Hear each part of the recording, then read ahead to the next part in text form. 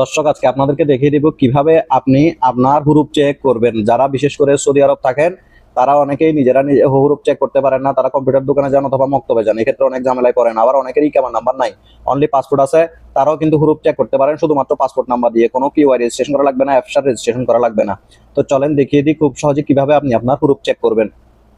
প্রথমে আপনি যে কোনো একটি ব্রাউজার সিলেক্ট করবেন। আমি গুগল সিলেক্ট করছি। গুগলে আমার এখানে আগে থেকে লেখা আছে, নিচে দেখেন mall.gov.sa ইকামা চেক, এটাতে ক্লিক করবেন।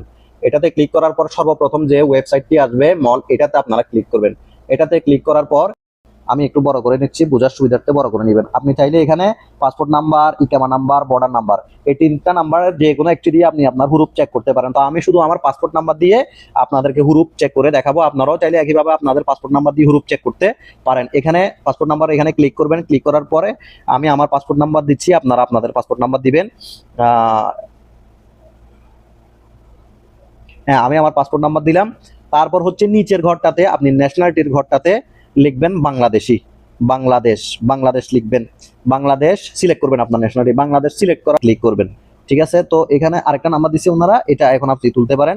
এখানে ভেরিফিকেশন কোডটা তুলেন। প্রথমে দিয়েছে 4, তারপর আবার 42743 ঠিক আছে, এই নাম্বারটা দিয়ে এই যে এখানে রিচার্জ গ্রিন লেখা, রিচার্জে ক্লিক করবেন। রিচার্জে ক্লিক করার সাথে সাথে আরেকটা পেজ আপনাকে নিয়ে যাবে। পেজে ঠিক নিচে চলে যাবেন। নিচে চলে গেলে দেখেন এখানে ওয়ার্কার নাম্বার আসছে, ওয়ার্কার নাম্বার, ওয়ার্কারের নাম আসছে, worker status on the job. এই ওয়ার্কার স্ট্যাটাসে যদি আপনার হুরুপ থাকে তাহলে সেখানে আসবে টার্মিনেট। ফেসিলিটি লাইসেন্স এখানে এক্সপায়ার, সেটা লেখা আসছে ফেসিলিটি এভালুয়েশন মিডিয়াম গ্রিন। যদি আপনার এখানে রেড থাকে তাহলে সেক্ষেত্রে আপনি কাজ করতে পারবেন না, আপনার অবশ্যই হুরুপ আছে সেটা আপনি বুঝে নিতে পারেন। আর ওয়ার্কার স্ট্যাটাসের জায়গায় অন দা জবের জায়গায় থাকবে টার্মিনেট।